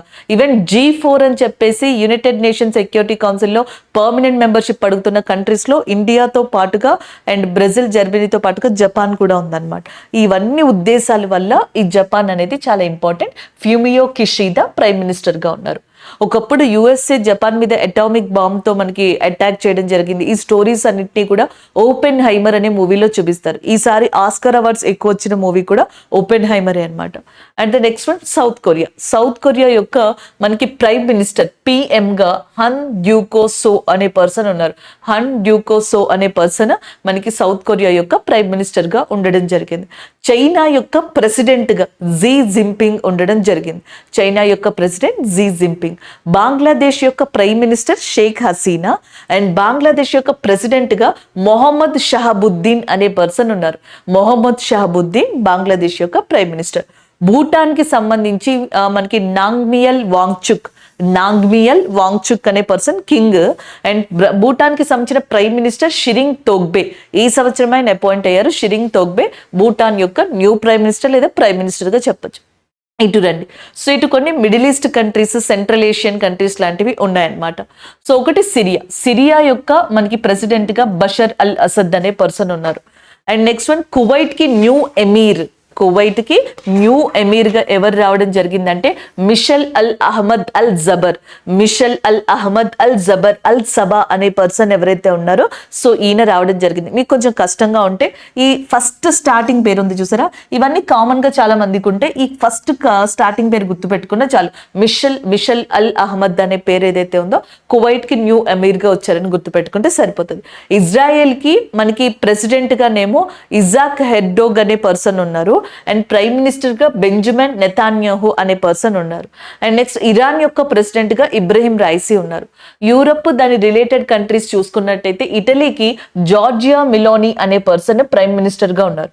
ఈమె మనకి ఇండియాకి సంబంధించిన ప్రైమ్ మినిస్టర్ నరేంద్ర మోదీ గారిని G7 అవుట్ రీచ్ సమావేశానికి ఈ సంవత్సరం ఇన్వైట్ చేశారు. టర్కీకి సంబంధించిన ప్రెసిడెంట్, ఈమె ప్రైమ్ మినిస్టర్. టర్కీకి సంబంధించిన ప్రెసిడెంట్ ఎవరంటే రెసిప్ తయ్యిప్ ఎర్డోగన్ అనే పర్సన్ ఉన్నారు. And the next one Ireland కి సంబంధించిన prime minister Simon Harris. Leo Varadkar place లో మనకి సైమన్ హ్యారిస్ రావడం జరిగింది. ఫిన్లాండ్ కి సంబంధించిన ప్రెసిడెంట్, ఈయన న్యూ ప్రెసిడెంట్. మళ్ళీ ఫిన్లాండ్ కి సంబంధించిన న్యూ ప్రెసిడెంట్ గా అలెగ్జాండర్ స్టబ్ అనే పర్సన్ వచ్చారు. ఎవరు? Alexander stub. ఐస్లాండ్ కి సంబంధించిన న్యూ ప్రైమ్ మినిస్టర్ గా మనకి బెండిక్సన్ అనే పర్సన్ న్యూ ప్రైమ్ మినిస్టర్ గా ఐస్లాండ్ కి రావడం జరిగింది. ఇవి అటు సైడ్. నెక్స్ట్ వన్ మనకి ఆఫ్రికా అండ్ అదర్ కంట్రీస్ చూద్దాం. సో ఒకటి అబ్దుల్ ఫత్ అల్ సిసి, మూడవసారి తిరిగి ఈజిప్ట్ కి ప్రెసిడెంట్ గా ఎంపికయ్యారు, third time. And next Samia Suluhu Hassan, Tanzania first female president Samia Suluhu Hasan.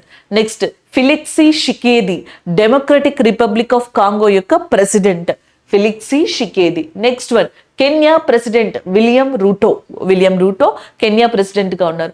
జర్మనీకి సంబంధించిన అదర్స్ లో చెప్తున్నాను, జర్మనీకి సంబంధించిన ఛాన్సలర్ ఒలెఫ్ స్కోల్స్ జర్మనీకి సంబంధించిన ఛాన్సలర్ అనమాట. యూకేకి మీకు ఆల్రెడీ తెలుసు రిషి సినాక్ ఉన్నారు. కెనడాకి వచ్చేటప్పటికి మనకి ట్రుడూ ఉన్నారు, జస్టిన్ ట్రుడూ ఉన్నారు. అర్జెంటీనాకి జావియర్ మిలీ అనే పర్సన్ అర్జెంటీనాకి సంబంధించి ఉన్నారు. ఇంకా మనకి చెప్పాలంటే రష్యాకి వ్లాదిమిర్ పుతిన్ ఉన్నారు.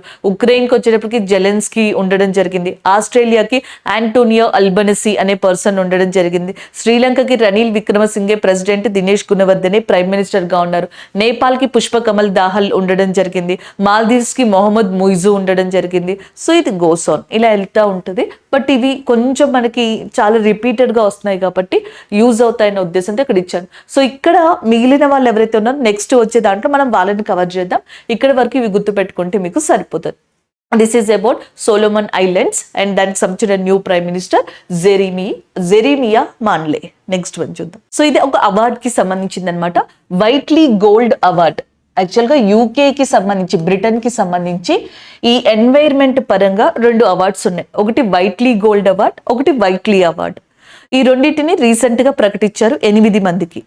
వైట్లీ గోల్డ్ అవార్డ్ ఒక పర్సన్ కి ప్రకటించారు, అది ఇండియాకి సంబంధించిన పూర్ణిమా దేవి బర్మాన్ కి. ఈమె అస్సాం కి సంబంధించిన పర్సన్ అన్నమాట. ఈమెకి ఆ వైట్లీ గోల్డ్ అవార్డు ప్రకటించారు. అండ్ దట్టు దీన్ని గ్రీన్ ఆస్కార్ అని కూడా అంటారు వైట్లీ గోల్డ్ అవార్డ్ని. 2017లో ఈమె వైట్లీ అవార్డ్ అనేది కూడా అందుకుంది. ఇది 2 అవార్డ్స్ అన్నాను కదా, ఒకటి వైట్లీ అవార్డ్, ఒకటి వైట్లీ గోల్డ్ అవార్డ్. ఎన్వైర్న్మెంట్ కి సంబంధించి ఇస్తారు, దీన్ని గ్రీన్ ఆస్కార్ అని కూడా అంటారు. యూకే తరపు నుంచి వస్తుంది.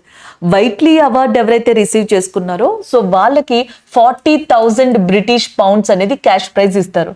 వైట్లీ గోల్డ్ అవార్డ్ ఎవరైతే రిసీవ్ చేసుకున్నారో వాళ్ళకి 1 lakh బ్రిటిష్ పౌండ్స్ అనేది క్యాష్ ప్రైజ్ గా ఇవ్వడం జరుగుతుంది అనమాట. సో క్లియరా? ఇప్పుడు ఈమెకి 1 lakh క్యాష్ ప్రైజ్ అనేది రావడం జరుగుతుంది బ్రిటిష్ పౌండ్స్ కి సంబంధించి. అయితే ఎందుకు వచ్చింది అంటే అస్సాంలోని గ్రేటర్ ఎడ్యుటెంట్ బర్డ్ లేదా దాన్ని హర్గిలా అని కూడా అంటారనమాట. ఇది ఇండియా సబ్ కాంటినెంట్ ప్రాంతాల్లో చాలా రేర్ గా కనిపించే పక్షి. సో వీటి యొక్క ప్రొటెక్షన్ కోసం మనకి ఎవరైతే పూర్ణిమా దేవి గారు ఉన్నారో ఆమె మనకి ప్రొటెక్ట్ చేసినందుకు ఈ అవార్డు అనేది లభించింది. లాస్ట్ టైం మనం చెప్పుకున్నామే అలోక్ శుక్లా గారు వచ్చేటప్పటికి ఛత్తీస్గఢ్ దగ్గర ఉన్న ఫారెస్ట్ గురించి ప్రొటెస్ట్ చేసినందుకు గాను ఈయనకి గోల్డ్ మ్యాన్ ఎన్వైర్న్మెంట్ అవార్డు అనేది లభించిందని డిస్కస్ చేసామా. అలాగే అస్సాంలోని ఈ హర్గిలా అనే దాన్ని ప్రొటెక్ట్ చేసినందుకు పూర్ణిమా దేవి బర్మాన్ గారికి రీసెంట్ గా వైట్లీ గోల్డ్ అవార్డు అనేది రావడం జరిగింది. అస్సాం చీఫ్ మినిస్టర్ గా హిమాంత బిశ్వ శర్మ ఉన్నారు. నెక్స్ట్ వన్ చూద్దాం. నెక్స్ట్ వన్ స్పోర్ట్స్ కి సంబంధించింది. డేవోన్ థామస్ రీసెంట్లీ ఇన్ న్యూస్. ఈయన ఎవరంటే వెస్టిండీస్ వికెట్ కీపర్. వెస్టిండీస్ కి సంబంధించిన వికెట్ కీపర్ అయిన క్రికెటర్. సో ఈయన న్యూస్ లో ఉన్నారు ఎందుకంటే ఈయన మీద 5 years బ్యాన్ పడింది.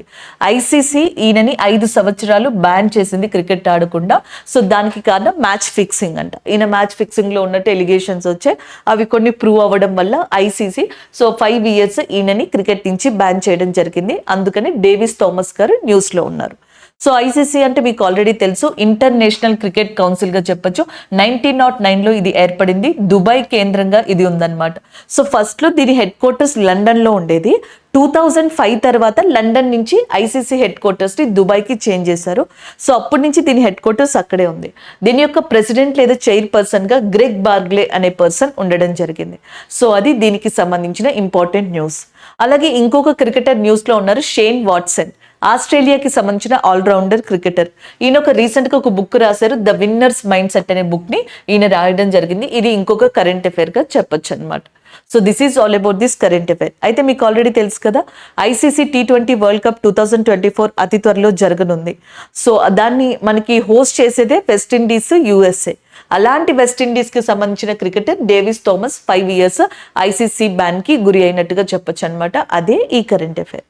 సరే, సో దీనికి సంబంధించి కొంత ఇంపార్టెంట్ నోట్స్ని మన దగ్గర పెట్టుకుందాం. ఎక్కువగా అడుగుతూ ఉంటారు, ఇది క్రికెట్ సీజన్, లైక్ మనకి WPL Women Premier League, IPL జరుగుతుంది, T20 జరుగుతుంది కాబట్టి, and last year World Cup కూడా జరిగింది. ఇవన్నీ దగ్గరగా జరిగాయి. ఆల్మోస్ట్ 6 months కరెంట్ అఫైర్స్లో ఇవే ఉన్నాయి కాబట్టి వీటి గురించి చూద్దాం. సో క్రికెట్కి వచ్చేటప్పటికి మనకి మెయిన్గా world cup. So world cup అనేది 1975లో స్టార్ట్ అయింది. ఇది మీ ఆల్రెడీ అందరికీ తెలుసు. ఎవ్రీ 5 years వన్స్ జరుగుతుంది కదా, అంతే కదా, ప్రతి 5 సంవత్సరాలకు ఒకసారి జరుగుతుంది. అలా ఇప్పటికి 13th ఎడిషన్. లాస్ట్ టైం 2023లో జరిగింది 13వ ఎడిషన్ అనమాట. క్లియరా? ఓకే. నెక్స్ట్ వన్ 1975లో, దాని తర్వాత జరిగిన 1979లో కూడా వరల్డ్ కప్ ని గెలిచింది ఎవరు అంటే వెస్టిండీస్. ఎవరు గెలిచారు? సో మనకి వెస్టిండీస్ అనేది గెలవడం జరిగింది అనమాట. అలాగే నెక్స్ట్ వచ్చేటప్పటికి మనకి అండ్ ఎక్కువ సార్లు వరల్డ్ కప్ ని గెలిచింది ఎవరు అంటే ఆస్ట్రేలియా. 1919లో ఒకసారి, 2003లో ఒకసారి, 2007లో ఒకసారి, అండ్ రీసెంట్గా 2023లో ఒకసారి మనకి ఆస్ట్రేలియా. అండ్ ఇంకొక ఇయర్ ఎక్కడో నేను మిస్ చేసినట్టున్నాను, మనకి వరల్డ్ కప్ ని గెలవడం జరిగింది అనమాట. లాస్ట్ టైం అయితే ఇండియాకి అండ్ ఆస్ట్రేలియాకి మధ్యలో మనకి ఫైనల్ మ్యాచ్ జరిగింది. సో దాంట్లో ఆస్ట్రేలియాని విన్ అవ్వడం జరిగింది అనమాట. And the next one India 2 సార్లు మనకి మ్యాచ్ నెగ్గింది. 1983లో కపిల్ దేవ్ గారు ఉన్న టైంలో ఒకసారి, అండ్ 2011లో ఒకసారి మనకి విన్ అవ్వడం చూడొచ్చు అనమాట. అలాగే ఇండియా 2 సార్లు ఫైనల్స్కి వెళ్ళింది మనకి ఈ వరల్డ్ కప్లో. 2003లో ఒకసారి వరల్డ్ కప్లో ఫైనల్కి వెళ్ళింది, అప్పుడు ఆస్ట్రేలియానే విన్నర్గా వచ్చింది. మళ్ళీ 2023లో అప్పుడు కూడా ఆస్ట్రేలియా విన్నర్గా రావడం జరిగింది. సో ఇండియా 2 సార్లు రన్నర్గా ఉన్నప్పుడు ఆ 2 సార్లు విన్నర్ కూడా మనకి ఆస్ట్రేలియాగానే చెప్పొచ్చు అనమాట. సో ఇలాంటి క్వశ్చన్స్ జనరల్గా మనం చూసుకోవాల్సి ఉంటుంది. అది వరల్డ్ కప్కి సంబంధించి. నెక్స్ట్ వన్ T20కి రండి. సో T20 అనేది 2007లో స్టార్ట్ అయింది. ఇది ఎవ్రీ 2 years వన్స్ జరుగుతుంది కదా. ఇండియా 2007లో ఫస్ట్ వరల్డ్ కప్ ఇండియానే గెలిచింది అనమాట. యువరాజ్ సింగ్ దీంట్లో ఒక రికార్డ్ని కూడా క్రియేట్ చేయడం జరిగింది, అది ఆల్రెడీ మీకు తెలుసు. And the next one England 2 సార్లు విన్ అయింది. హైయెస్ట్ టైమ్స్ అంటే ఇంగ్లాండే 2010, 2022లో విన్ అయింది. పాకిస్తాన్ ఒకసారి విన్ అవ్వడం జరిగింది. సో ఇవి ఇలా చూడొచ్చు. 2024లో ఈ T20 వరల్డ్ కప్ ని ఎవరు మనకి హోస్ట్ చేస్తున్నారు? USA, వెస్టిండీస్ లాంటివి మనకి హోస్ట్ చేయడం జరుగుతుంది అనమాట. సో అది ఇంకొకటి. దీనికి యువరాజ్ సింగ్ గారు అండ్ ఉసైన్ బోల్ట్ గారు అండ్ నెక్స్ట్ మనకు వచ్చేటప్పటికి క్రిస్ గిల్ గారు బ్రాండ్ అంబాసిడర్స్ గా ఉండబోతున్నారు. MS ధోని గారు SBI బ్యాంక్ కి బ్రాండ్ అంబాసిడర్ గా ఉండడం జరిగింది. అంతేకాకుండా సిట్రోయ్ అనే కంపెనీకి కూడా బ్రాండ్ అంబాసిడర్ గా ఉన్నారు. 300 వికెట్స్ కి సంబంధించి ఒక రికార్డ్ ని కూడా క్రియేట్ చేశారు. యువరాజ్ సింగ్ గారు T20కి సంబంధించి ఈసారి బ్రాండ్ అంబాసిడర్ గా ఉండబోతున్నారు. రోహిత్ శర్మ గారు 6 విషయంలో 500 ని హిట్ చేసి మనకి ఫస్ట్ ఇండియన్ బ్యాట్స్మెన్ గా కూడా రికార్డ్ ని క్రియేట్ చేశారు. And the next one IPL. So IPL మనకి ఇండియన్ ప్రీమియర్ లీగ్ గా చెప్పొచ్చు. 2008లో స్టార్ట్ అయింది. 2008లో స్టార్ట్ అయినప్పుడు రాజస్థాన్ రాయల్స్ మనకి ఫస్ట్ విన్నర్ గా ఉండడం జరిగింది. ఎక్కువ సార్లు విన్ అయిన దాంట్లో చెన్నై సూపర్ కింగ్స్ అనేది ఉందన్నమాట. అండ్ దాంతో పాటుగా ముంబై ఇండియన్స్ కూడా ఉండడం జరిగింది. ఇండియాలో ఫస్ట్ స్పోర్ట్స్ యూనికార్న్ ఏది అంటే CSK, చెన్నై సూపర్ కింగ్స్ గా చెప్పొచ్చు. నెక్స్ట్ వన్ విమెన్ ప్రీమియర్ లీగ్కి రండి. 2024లో విమెన్ ప్రీమియర్ లీగ్ ని నెగ్గింది ఎవరు అంటే విన్ అయింది RCB, royal Challengers of Bengaluru. So దీంట్లో ఎల్ఎస్ పెరీ ఎవరైతే ఉన్నారో ఈమెకి ఆరెంజ్ క్యాప్, శ్రేయాంక పటేల్ కి పర్పుల్ క్యాప్ అనేది రావడం జరిగింది. సో ఇది కొంచెం దీనికి రిలేటెడ్ గా ఉంటది అని చెప్పేసి నేను ఇక్కడ మీకు చెప్పడం జరిగింది. నెక్స్ట్ వన్ చూద్దాం. సో నెక్స్ట్ కరెంట్ అఫైర్ చూడండి. ఇది సైన్స్ అండ్ టెక్నాలజీకి సంబంధించింది. చాంగ్-ఏ 6 అనేది రీసెంట్గా న్యూస్లో ఉంది. సో ఆ నేమ్ని బట్టే తెలిసిపోతుంది చంద్రుడికి సంబంధించిన ఒక మిషన్ని ఏదో కంట్రీ లాంచ్ అయిపోతుందని. ఆ కంట్రీ ఏమి కాదు, అది మనకి ఏది అంటే చైనాగా చెప్పచ్చు. చైనాలోని హైనాన్ అని చెప్పేసి ఉంది. ఆ ప్రదేశంలో ఉన్న వాన్చాంగ్ అనే ఏరియా నుంచి చైనా తన యొక్క మూన్ మిషన్, లూనార్ మిషన్ ని లాంచ్ చేసింది. దాని పేరే చాంగ్-ఏ 6గా చెప్పడం జరుగుతుంది. అదే ఈ కరెంట్ అఫైర్, అంతే. నెక్స్ట్ వన్, గత కొన్ని రోజులకి ముందర చైనా యొక్క ఓన్ స్పేస్ స్టేషన్ టియాన్గాంగ్ అని చెప్పేసి ఉంది. చైనాకి ఓన్ స్పేస్ స్టేషన్ ఉంది, దాని పేరు టియాన్గాంగ్. ఆ టియాన్గాంగ్ దగ్గరికి ఒక శాటిలైట్ ని లాంచ్ చేసింది, దాని పేరు షెంజు-18. సో షెంజు-18 అనేది ఏ కంట్రీకి సంబంధించింది అంటే చైనాకి సంబంధించింది. ఎందుకు లాంచ్ చేసిందంటే పర్పస్ తన యొక్క ఇంటర్నేషనల్ స్పేస్ స్టేషన్ టియాన్గాంగ్ కి సంబంధించి అయితే లాంచ్ చేసుకుంది. అయితే ఇందులో క్రూ ఉన్నారు, అంటే మనుషులను 3 ఆస్ట్రోనమర్స్ ని పంపడం జరిగింది అనమాట, వ్యోమగాముల్ని. అండ్ నెక్స్ట్ వచ్చేటప్పటికి దీన్ని ఏ రాకెట్తో లాంచ్ చేశారంటే లాంగ్ మార్చ్ 2F అనే దాని నుంచి దీన్ని లాంచ్ చేయడం జరిగింది. అలాగే ఈ షెంజు 8ని డివైన్ వెజల్ అని కూడా పిలుస్తారంట. దీన్ని డివైన్ వెజల్ అని అర్థం వచ్చేలాగా ఈ పేరునిచ్చారు. అండ్ ద నెక్స్ట్ వన్, ఇందులో Ye Guangfu, Li Cong, Li Guangsu and next Ye Guangfu and Li Cong అనే పర్సన్స్ ముగ్గురు ఇందులో ఉండడం జరిగింది. మనకి బాలకృష్ణన్ నాయర్ గారు, అలాగే నెక్స్ట్ శుభాంశు శుక్లా గారు, అలాంటి వాళ్ళు నలుగురు గగన్యాన్లో ఎలా అయితే ఉన్నారో అలాగే ఇక్కడ కూడా ముగ్గురు ఇంపార్టెంట్ పర్సన్స్ షెంజో 8కి సంబంధించి ఉన్నారు, 18కి సంబంధించి. ఇది ఒక కరెంట్ అఫైర్ అండ్ ఇది ఇప్పుడు రీసెంట్ కరెంట్ అఫైర్ గా చెప్పొచ్చు. ఇది సైన్స్ అండ్ టెక్నాలజీకి సంబంధించిన కరెంట్ అఫైర్. అయితే చంద్రయాన్ 3 ఇండియా చాలా గ్రేట్ సక్సెస్ ని పొందిందని చెప్పొచ్చు. ఇస్రోకి నెంబర్ ఆఫ్ అవార్డ్స్ వచ్చాయి దీంట్లో. కాబట్టి మనం చంద్రుని మెయిన్ గా సబ్జెక్ట్ గా చేసుకుని కొన్ని విషయాలు గుర్తుపెట్టుకోవడానికి ట్రై చేద్దాం. ఫస్ట్ వన్, ఇస్రో దగ్గరికి వెళ్దాం. ఇస్రోకి సంబంధించి అండ్ మూన్ మీద కోసం అని చెప్పేసి 3 శాటిలైట్స్ ని లాంచ్ చేసాం. ఫస్ట్ ఇది చంద్రయాన్ 1 2008లో లాంచ్ చేసాం. చంద్రయాన్ 2 2019, దాదాపుగా 11 years మనకి డిఫరెన్స్ అనేది కనిపిస్తుంది. సో రష్యాకి సంబంధించి కొన్ని డిలేస్ వల్ల ఇది జరిగింది. 2019లో మనం లాంచ్ చేసాం. చంద్రయాన్ 3 2023లో లాంచ్ చేయడం జరిగింది. అప్పుడు మనం ల్యాండర్ని యూస్ చేసాం, రోవర్ని యూస్ చేసాం. రోవర్ పేరు వచ్చేటప్పటికి ప్రజ్ఞాన్ అండ్ ల్యాండర్ పేరు వచ్చేటప్పటికి విక్రమ్. అండ్ నెక్స్ట్ వన్, చంద్రుడి మీద ఇప్పటి వరకు సాఫ్ట్ ల్యాండింగ్ చేసిన కంట్రీస్ అన్ని, ఏ కంట్రీ లేదు, ఏ కంట్రీ ఉంది, ఇలాంటివి అడుగుతారు. స్మూత్ ల్యాండింగ్ చేసిన కంట్రీస్లో సోవియట్ యూనియన్ అనేది ఒకటి ఉంది, యుఎస్ఏ అనేది ఒకటి ఉంది, చైనా ఉంది, India 4th country and 5th country వచ్చేటప్పటికి జపాన్గా చెప్పొచ్చు అనమాట ఇవి. అండ్ చంద్రుడి యొక్క దక్షిణ ధ్రువం సౌత్ పోల్ మీద మాత్రం ల్యాండ్ అయిన ఫస్ట్ కంట్రీ ఇండియా, చంద్రుడి మీద మాత్రం ల్యాండ్ అయిన 4th కంట్రీగా ఇండియా అనేది ఉంటుంది. ఈ 2 డిఫరెన్స్ ఉంటాయి అనమాట, అవి జాగ్రత్తగా చూసుకోవాలి. ఇదిగోండి సౌత్ పోల్, చంద్రుడి యొక్క దక్షిణ ధ్రువం మీద మాత్రం ఫస్ట్ ల్యాండ్ అయింది ఇండియానే, ఇస్రోకి సంబంధించిన చంద్రయాన్ 3నే. అండ్ నెక్స్ట్ వన్, మన తర్వాత ఒక ప్రైవేట్ స్పేస్ రాకెట్ కూడా, దాని స్పేస్ శాటిలైట్ కూడా లాంచ్ అయింది. ఆ స్పేస్ శాటిలైట్ పేరు ఒడియాసిస్ గా చెప్తాం, యుఎస్ఏకి సంబంధించింది. అండ్ నెక్స్ట్ వన్, సో మనకి మూన్ మీద ఫస్ట్ ల్యాండ్ అయిన పర్సన్, చంద్రుడి మీద మొట్టమొదటిగా కాలు పెట్టిన వ్యక్తి నీల్ ఆమ్స్ట్రాంగ్ గా చెప్పడం జరుగుతుంది. సో యుఎస్ఏకి సంబంధించిన అపోలో 11 శాటిలైట్ గుండా ఆయన వెళ్ళి, సో ఫస్ట్ అక్కడ మూన్ మీద మూన్ వాక్ చేయడం అంటాం కదా, సో చంద్రుడి మీద ఆయన అడుగు పెట్టడం జరిగింది అనమాట. ఆ ప్రదేశం ఏదైతే ఉంటుందో ఆయన అడుగు పెట్టిన ప్రదేశం, దాన్ని సీ ఆఫ్ ట్రాంక్విలిటీ అని కూడా పిలుస్తారు. And that area is called as a Sea of Tranquillity. Is it clear? And the next one, and మనకి మూన్ మీద ఇప్పటి వరకు ఫస్ట్ మ్యాన్ మనకి చూసాము, ఫస్ట్ మ్యాన్ ని. అయితే ఫస్ట్ విమెన్ మాత్రం ఇప్పటి వరకు వెళ్ళలేదు అండ్ వెళ్ళబోతున్నారు. సో అప్కమింగ్ డేస్ లో యుఎస్ఏ లేదా నాసా యొక్క target first women and second men ని ప్రవేశపెట్టాలి మూన్ మీద అని చెప్పేసి. అలా ఫస్ట్ విమెన్ ఎవరు కాబోతున్నారంటే క్రిస్టియానా కోచ్ అనే పర్సన్, క్రిస్టియానా కోచ్ ని సెలెక్ట్ చేసుకున్నారు. సో చంద్రుడి మీద ల్యాండ్ చేయడానికి ఈమెని ద ఫస్ట్ విమెన్ అవుతారు, ఈమె గనక ల్యాండ్ అయితే. సో ఇవి మనకి మూన్ కి సంబంధించి గుర్తు పెట్టుకోవాల్సిన మెయిన్ అంశాలుగా, కొన్ని ఇంపార్టెంట్ విషయాలుగా చెప్పొచ్చు అనమాట. సో దీనికి సంబంధించిన ఇంపార్టెంట్ ఇన్ఫర్మేషన్. నెక్స్ట్ వన్ చూద్దాం. ఈ రోజు మనం డిస్కస్ చేసిన కరెంట్ అఫైర్స్ రివ్యూ చూద్దాం. ఒకటి, ఇందులేఖ రాజా రవివర్మ గారి పెయింటింగ్ గురించి డిస్కస్ చేసాం. రుచిరా కాంబోజ్ గారు, RR పడిందండి ఒకటే ఇది. రుచిరా కాంబోజ్ ఎవరైతే ఉన్నారో united nation permanent representative of India. So Israel పాలస్తీనాకి సంబంధించి ఇండియా యొక్క స్టాండ్ చెప్పారు కదా, సో దానికి సంబంధించింది. ఐసిఐసిఐ బ్యాంక్ మనకి మార్కెట్ క్యాపిటలైజేషన్ లో 5th దానిగా ఇండియాలో ప్లేస్ ని సంపాదించుకుంది. నెక్స్ట్, యాంట్రియస్ అనేది ఒక red Jain super star. World tuna day అనేది May 2nd సెలబ్రేట్ చేసుకుంటాం. సొలోమన్ ఐలాండ్స్ కి సంబంధించిన న్యూ ప్రైమ్ మినిస్టర్ ఎవరైతే మనకి జేమియర్ అపాయింట్ అయ్యారో దాని గురించి డిస్కస్ చేసాం. వైట్లీ గోల్డెన్ అవార్డ్ అనేది పూర్ణిమ గారికి, అస్సాంకి సంబంధించిన పర్సన్ కి రావడం జరిగింది. డావోన్ థామస్ వెస్టిండీస్ క్రికెటర్, రీసెంట్ గా 5 years బ్యాన్ అయ్యారు. అండ్ నెక్స్ట్, చాంగీ 6 అనేది చంద్రుడికి సంబంధించి చైనా లాంచ్ చేసిన శాటిలైట్ గా చెప్పొచ్చు. May 3rd world press freedom day, ప్రపంచ పత్రికా స్వేచ్ఛ దినోత్సవం. And next, world press freedom index ఏదైతే ఉందో సో మనకి రీసెంట్ గా వచ్చింది. లాస్ట్ ఇయర్ ఇండియా యొక్క ర్యాంక్ 161, ఇప్పుడు ఇండియా యొక్క ర్యాంక్ 159. సో ఇప్పుడు టాప్ లో ఉన్నది నార్వే అనమాట. సో ఇవి ఈ రోజు మనం ఓవరాల్ గా డిస్కస్ చేసుకున్న కరెంట్ అఫైర్స్ గా చెప్పొచ్చు. అండ్ రేపు సండే కాబట్టి జనరల్ గా మనకి సండే ఈ ఏదైతే కరెంట్ అఫైర్స్ ఉంటాయో ఆ సెక్షన్స్ జరగండి. సండేస్ యూజువల్ గా సో చాలా రోజుల నుంచి మనకి మ్యారథాన్ సెక్షన్స్ జరుగుతున్నాయి. రేపు కూడా మన దాంట్లో ఒక marathon section morning 8 to evening 8 ఉంటుంది కాబట్టి సో జనరల్గా మీకు ఇంకా రేపు సండే ఒక్కరోజు కరెంట్ అఫైర్స్ రావు. సో సండేకి సంబంధించిన కరెంట్ అఫైర్స్ ఉంటాయి కదా, అవి అండ్ మండేవి కూడా మండే రోజునే మీకు రావడం జరుగుతుంది.